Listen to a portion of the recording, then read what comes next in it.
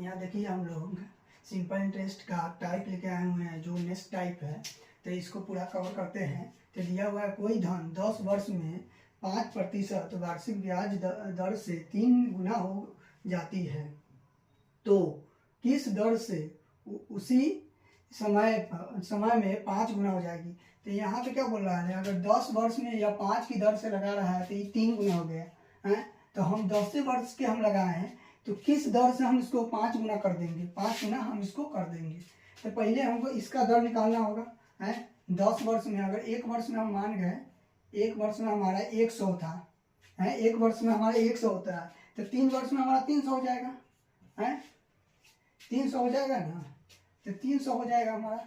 कितना का अंतर आया है, 200 का अंतर आया है 5% की दर से। अब यहाँ पे पूछ रहा है कि किस दर से हमको 10 साल के हिसाब से किस दर से हमको 5 गुना हो जाएगा। तो 5 गुना हमको, अगर यहाँ पे अंतर निकल गया तो हम मान लेते हैं कि यहाँ पर भी 2100 होगा 1 वर्ष में। तो 5 वर्ष में कितना होगा, 5 वर्ष में 500 हो जाएगा, 500 होगा ना। तो अगर हम यहाँ पे निकालते हैं अंतर तो 400 हो जाएगा। 400 अंतर इसका अंतर दोनों वो करेंगे, डिवाइड करेंगे। कितना गए, तो यहाँ पे देखिए इंटू 5 का से पहले का जो वार्षिक दर है वो 5 है। तो हम इसको अगर काटते हैं तो 2 बार में कटेगा है, गुना करेंगे तो 5 दूना 10, 5 दूना 10।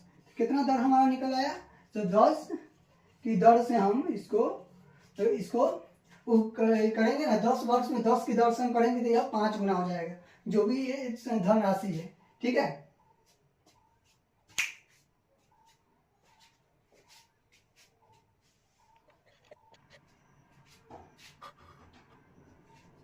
तो यहाँ पे ध्यान दीजिएगा। अगला टाइप है। तो यहाँ पे दिया हुआ है कि यदि किसी धन को 8% के बदले 12% ब्याज पर लगाया होता तो उस धन पर 200 वर्ष में 400 रुपये अधिक ब्याज प्राप्त होता, तो वह मूलधन कितना था।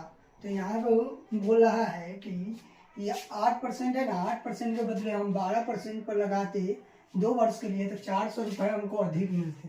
तो मूलधन हमको बताना है। एक बात याद रखिए, ऐसा क्वेश्चन आपको जब भी आए तो इसको कुछ नहीं ऐसे इसको हैंडल करिएगा परसेंट।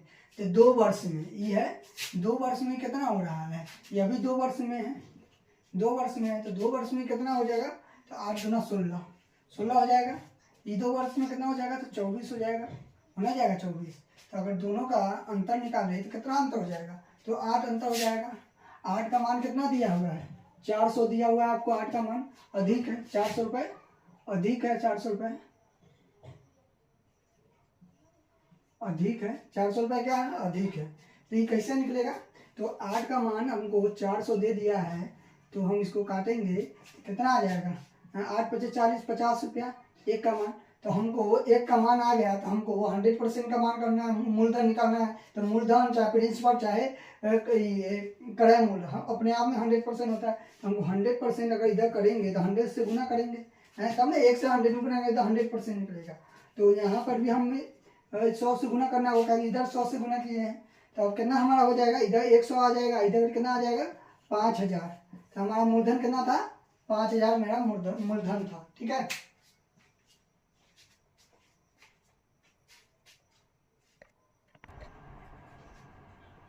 यहाँ पे ध्यान दीजिएगा, मोस्ट इम्पोर्टेंट क्वेश्चन है ये, VVI है यह।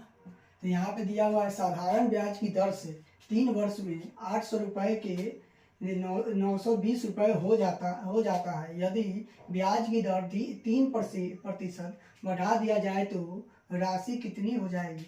तो मतलब कि हम ब्याज की दर से 3 वर्ष में हमारा कितना हो जा रहा है, ब्याज की दर हम इक्के माने तो 3 वर्ष में हमको 800 रुपये मिल जा रहे हैं, 800 के बदला 920 रुपये मिल रहे हैं। अगर हम दर 3% बढ़ा दिया जाए कितना हो जाएगा, तो आपको हम बताए होंगे प्रिंसिपल इंटू 3 गुने 3 बटा 100 हो जाएगा, बटा 100। ये आपको फॉर्मूला पता है।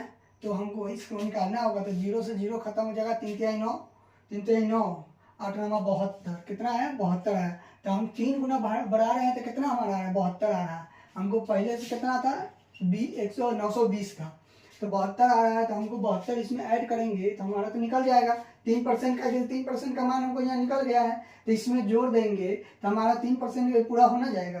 तो यहाँ पे अगर 2 के 2 7, 7 और 2 9, तो हमारा कितना आ गया है, तो 992 आ गया। 3% हम बढ़ाएंगे ना तो 920 से 992 हो जाएगा। ठीक है,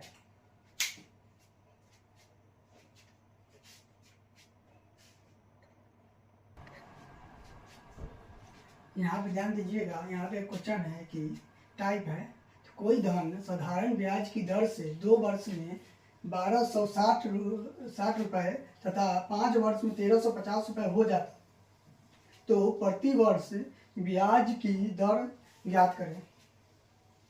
तो प्रति वर्ष ब्याज की दर हमको ज्ञात करना है। तो ये कैसे बनेगा क्वेश्चन, तो यहाँ पे 2 वर्ष में कितना हो गया, टाइम है, यहाँ टाइम है 2 वर्ष में हमको कितना हो जा रहा है, 1260 हो जा रहा है, 1260 होना गया 2 वर्ष में है। तो यहाँ पे ध्यान दीजिएगा कि 1260 हो जा रहा है 2 वर्ष में, तो यहाँ पे 5 वर्ष में कितना हो जा रहा है, 5 वर्ष में इसका 1350 हो जा रहा है। अगर इसको हम माइनस करेंगे है तो 3 आ जाएगा, तो यहाँ पे 0 के 0, 15 में से 6 गया 9,